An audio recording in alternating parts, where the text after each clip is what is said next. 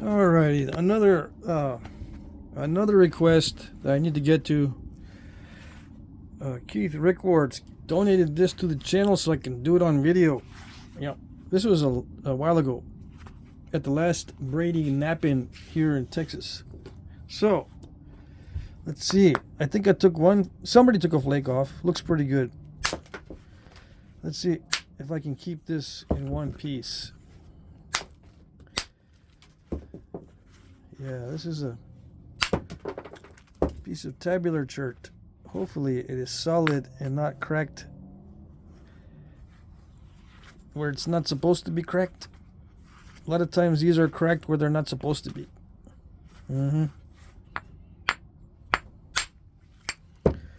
Very easily napped. Yes. So I'm just going to go for the biface, which means it's going to waste material that would maybe otherwise be used for smaller arrowheads if I were to take off big flakes, but I'm just going to whittle it down with little flakes so I don't lose the width or the length.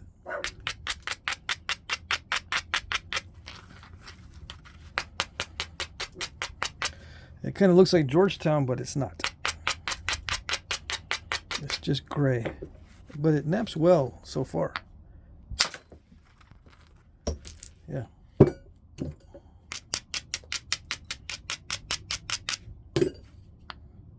I don't need to hit this very hard.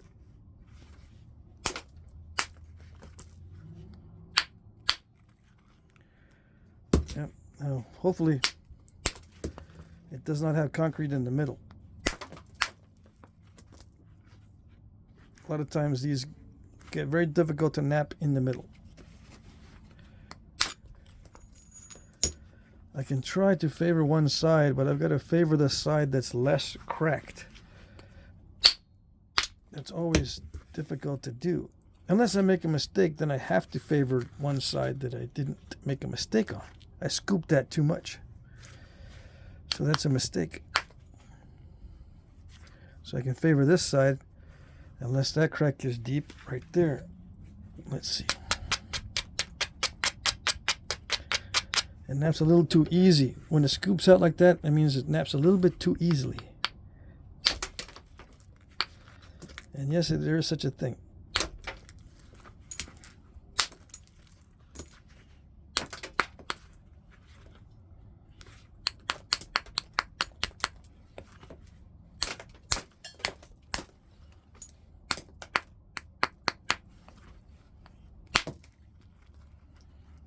Yeah, this side's got some damage under the cortex, so I don't mind losing this side. Luckily,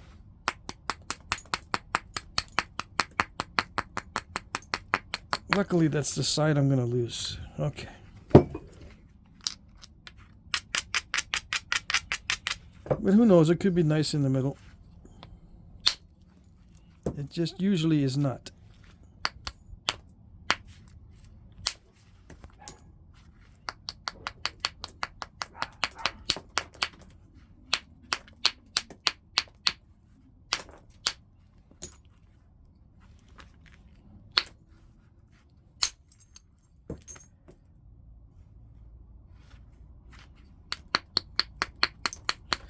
So no particular strategy, I'm just trying to whittle it down.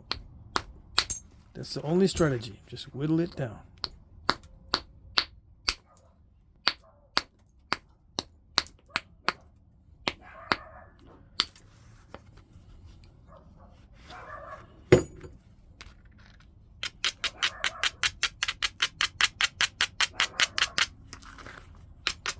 Whittle little by little. Hopefully no more scoop outs. Hopefully that crack doesn't go too far in.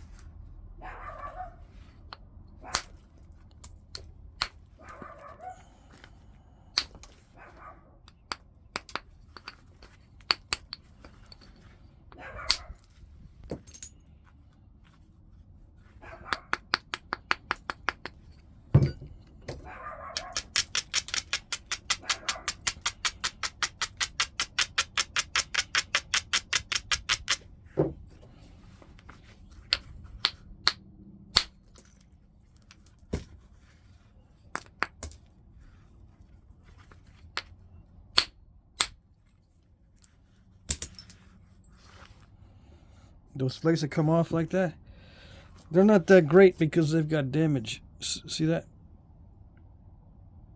Unfortunately, trying to nap those doesn't yield good results. It's very high quality, but it's got those little cracks in it, those little crazings.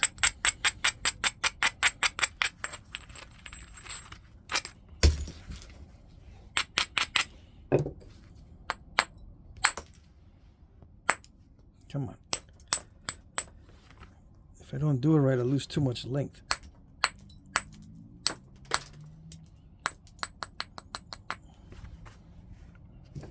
Yeah, if I get too many step fractures, I lose too much material trying to get rid of the step fractures. But I don't know how hard to hit, because it's dicey. With a crack in there, it's dicey hitting on this side. Well, on any side actually, but especially this side.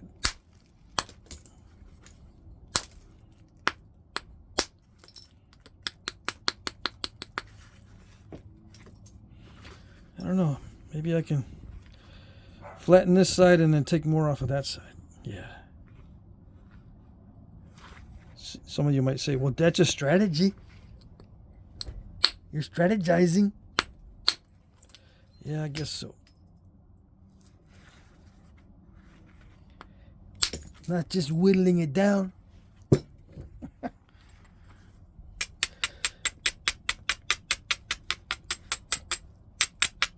Yeah, I guess so. I do have to pay attention to the material and make sure I got good material.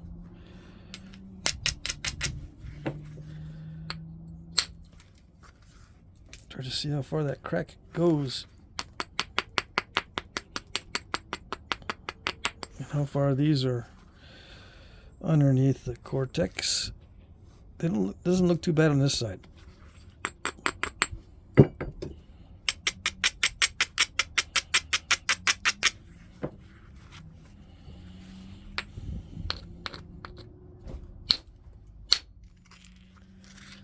Okay, so no more crack.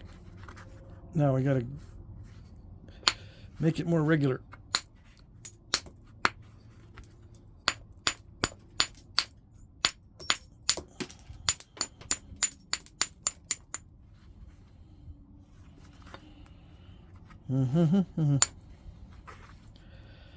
Ouch. I'm just trying to do the minimum tapping. Come on.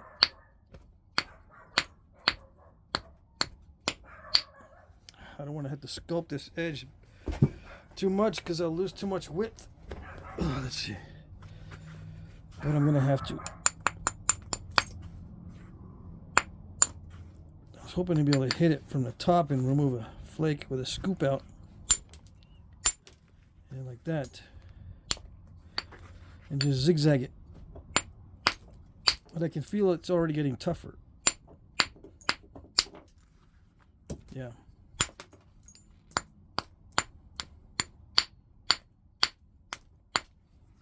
Dang it. Some of these are good, but it's probably also good for heat treating. They're probably good for raw or heat treat. Some of those flakes.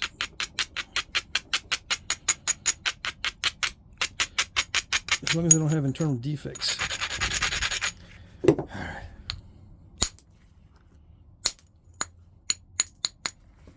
It'd be easiest if I just sold this as a biface. Maybe thin it down a little bit more and move on to the next one.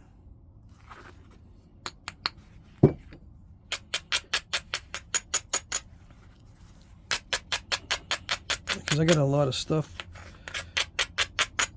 to nap. Well, it's a trade-off.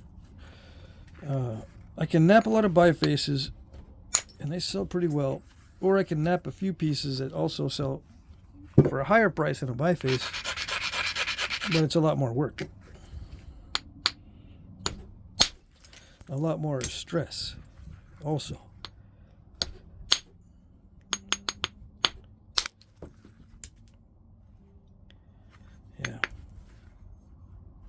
The bifaces aren't that stressful.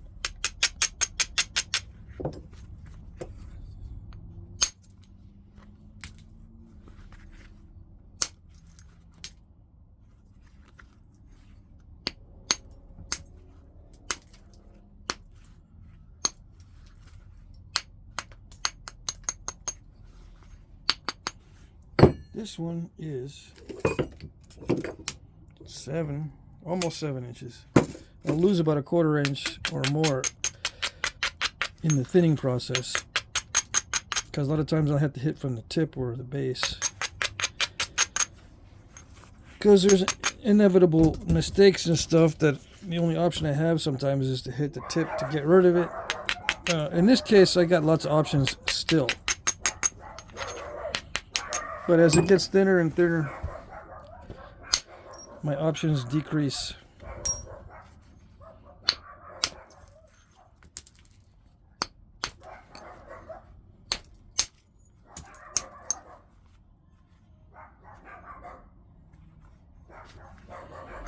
Okay. Of course, the dogs were not barking just a little while ago. Now when I want to concentrate, guess what? And after every video, I forget to get my gaiters. I say, when I finish the video, I'm going to go get my gaiters, so I don't have to deal with the flakes in my shoe.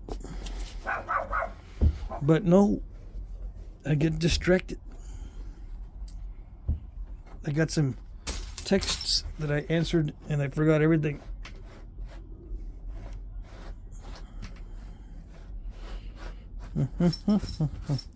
What am I doing? I'm scooping these flakes.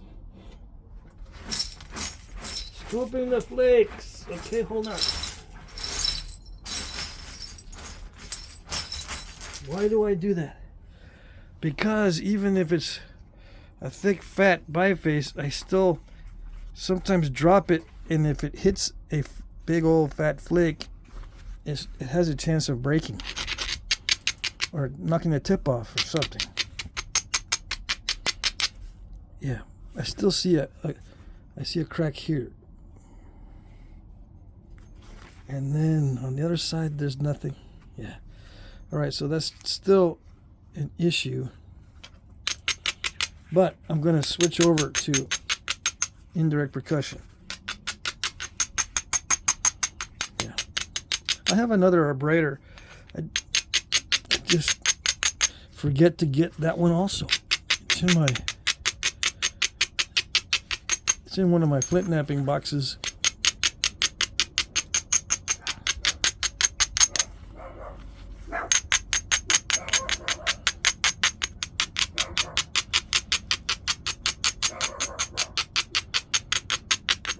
And just in case you don't know, it's not only Kevin, my dog, that's barking. He's got siblings. Yeah, we've got 6 dogs. Well, now 8, since my daughter moved in. She's got 2. So we got 8 dogs out there. You know, all little yip yap dogs. Yeah.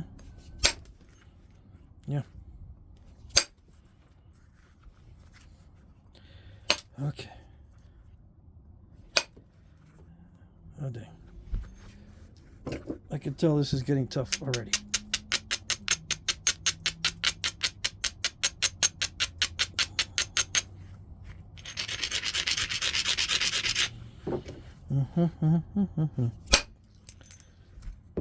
Okay, all right. It didn't go far, but I suppose that's all right.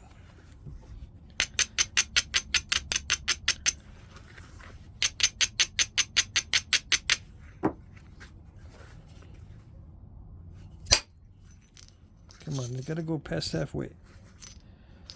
Not halfway, past halfway. So that means I gotta hit it harder than I just did. I don't want to. See, it's supposed to do that up there. Why did it not do it? Why? Because it's lame. It's lame. Yeah.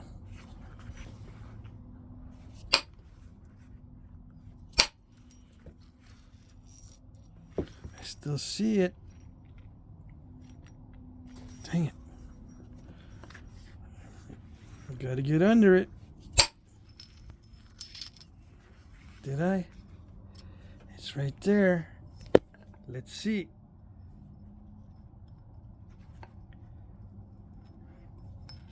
Is it a voila? It is. Voila.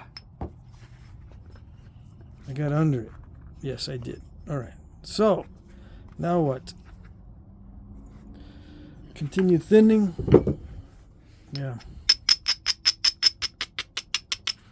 Continue with the stress. The stress is mounting.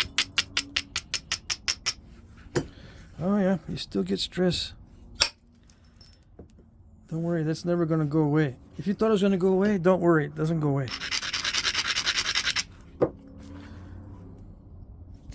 All that happens is that you get more successful, but the stress is still there. Yeah. I suppose it's not as great as it was in the beginning, but it's still pretty heavy. It's still stressful because you still got to hit it like you're angry at it.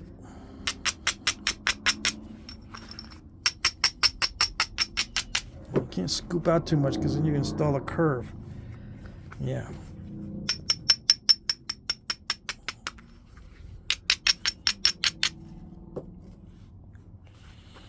Dang it. Okay. Yeah, I don't want to use a bopper on it because I don't know how snappish it is. It could snap in half on me with any little mistake in accuracy with the bopper. If I hit it too high up on the striking area, it could just snap the whole thing with the bopper. Oh yes. So I have to make sure that my strikes are accurate.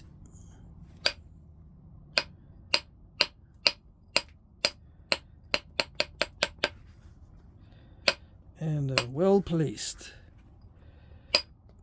And everything well controlled. Right? Right.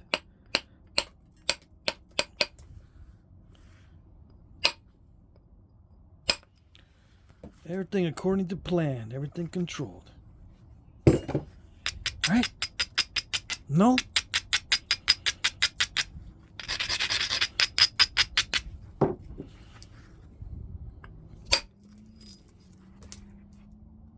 No. Yeah, it's not how it works. You don't control everything. You just you try.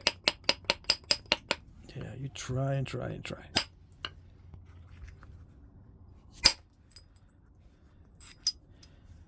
The goal is control.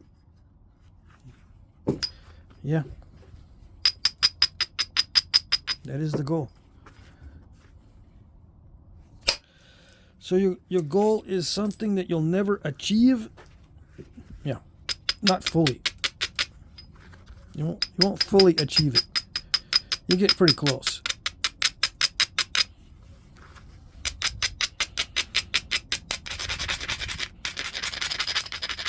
Especially if you're not doing anything challenging. Like if you're not going to make a thin piece. You can set out to make something thick and it's not that bad. The stress is much lower if you set out to make something thick.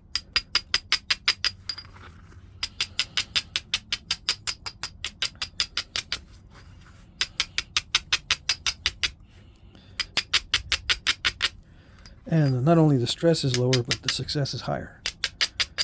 It's a win-win. But it's thick and no one wants that. It's lame. Thick points are lame. Yeah, that's what they say. I've heard you guys talking. Yep. Every time I turn around, someone's saying, man, those thick points are lame.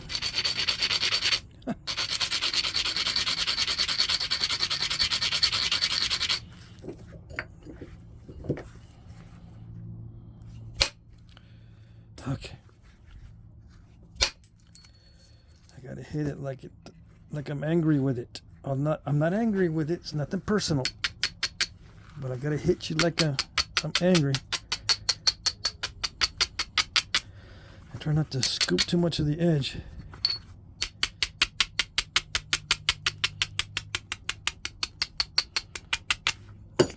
Can I make a knife blade out of this? I just want to make a thin biface and then sell the biface.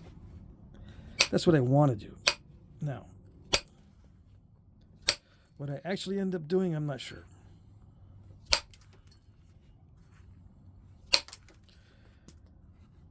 Oh yeah, I was looking at a podcast the other day, or maybe it was yesterday. And they say people that are constantly doing stuff that they don't really want to do, they have to force themselves to do it, right? And some part of their brain that's in charge of forcing you to do what you don't want to do gets bigger. It's got a fancy name to it. It's right in the middle of the brain. And they say the bigger that part of your brain is, the greater your survival rate or your age. It can predict your age in many cases. Like, you'll live to a longer or an older age than other people if that part of your brain is bigger. People that force themselves to do stuff they don't want to do. Well, you're not talking about ADHD people, that's for sure. Because when ADHD people force themselves to do stuff they don't want to do, as far as I know, it increases it's a stress hormone, and it becomes trauma after a while. Continued stress causes trauma to the brain, so you get a post-traumatic stress disorder.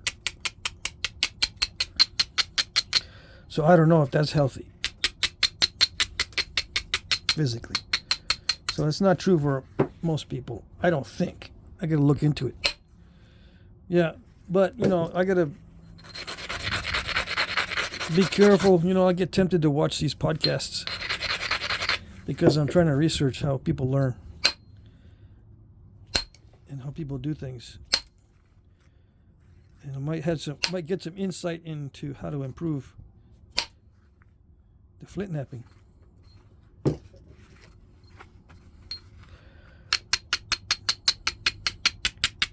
Because I'm very expedient. I try to take shortcuts. I make strikes that I regret and I mess up and I got to go back and fix and do damage control. But it's not as stressful as if I were to take precautions every step of the way. If I were to take precautions every step of the way, it drives me nuts.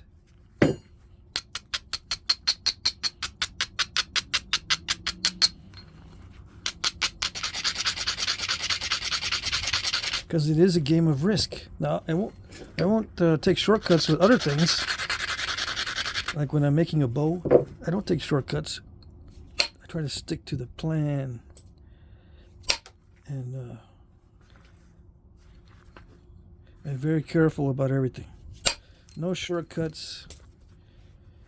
Treat the wood correctly. Season it myself. All that kind of stuff. It's totally different. I don't have to be expedient with it. I can make a bow pretty fast without taking shortcuts, so it's not a big deal.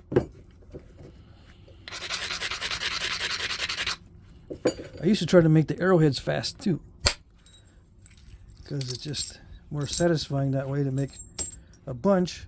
At one time, I think I had a collection of 800 points, so I could make them fast. I got rid of them all because they were just sitting in boxes. Hopefully someone's enjoying them and not sitting in boxes. Yeah. But nowadays, I've got to take more time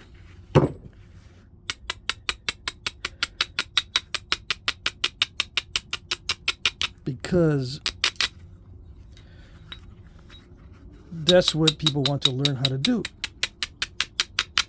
They want to learn how to do the careful stuff.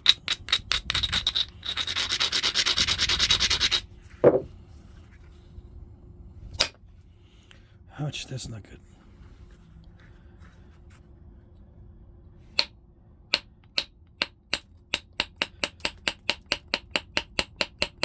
I might have to break out the steel because the aluminum is starting to show its weakness. This is starting to eat the aluminum for lunch.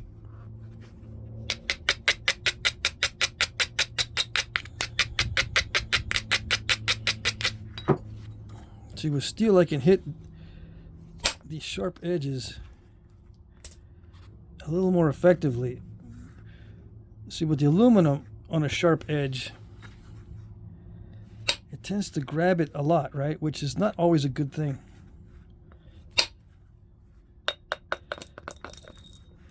It pulls a lot. And then I gotta back off because if I feel it's pulling a lot, I said, no, it's gonna break it if it pulls too much. Steel will not pull on it as much because it doesn't dimple like this does. Okay. And see, I did a little scoop out that was not good. And I think that has to do with the pulling action. Instead of skimming the flake off, it tried to pry that flake off. It didn't go very well. That's what I'm thinking. Who knows? I might be making it all up.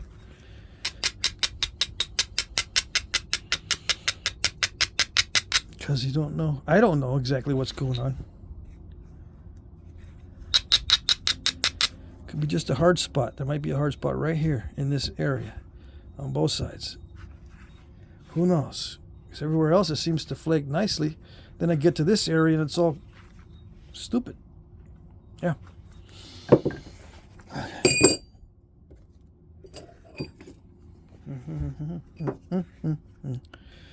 Goodness gracious, I don't know. Yeah, I can feel the toughness of the material. The steel is pretty good at powering through the toughness. I can feel a slight difference.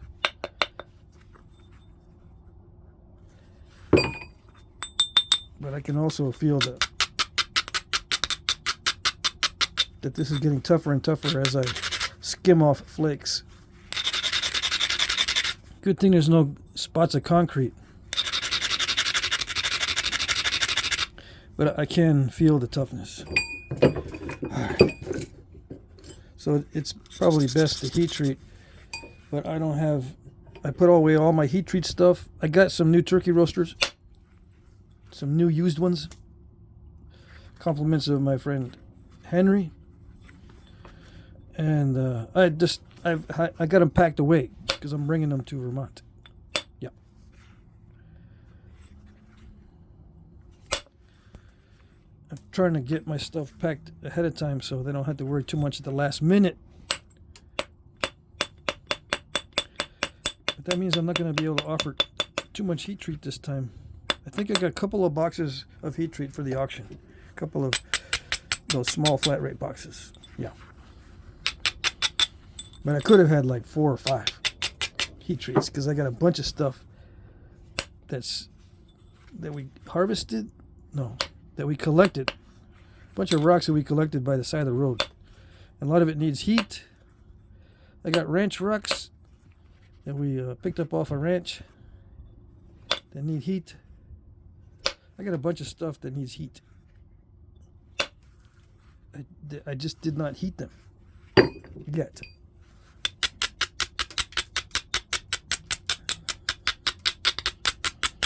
So I'm trying to do other things. Yeah. If I have a heat treat going, I've done this before. I'll forget about it and it's sitting in the heat treat for days.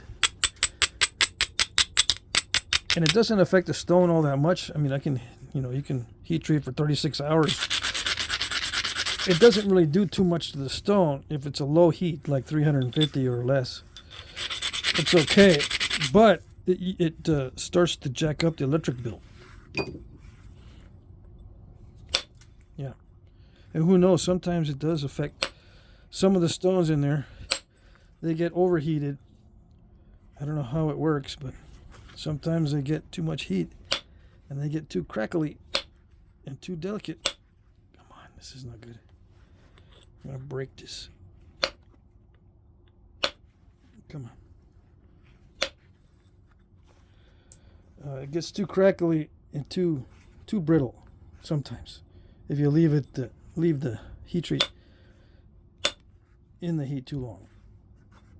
But luckily, I think that's kind of rare. I haven't had much bad luck as far as that goes. But I did have a couple of batches that got ruined, and I don't know if it was just too much heat or too long. It takes time and many hours and many attempts to be sure what's going on, because you never know. Some stone just doesn't like the heat. Doesn't even like it at 1 hour. It'll break up. But you're thinking, oh, I left it in too long. Well, it may be that it just breaks up no matter what. So you don't know.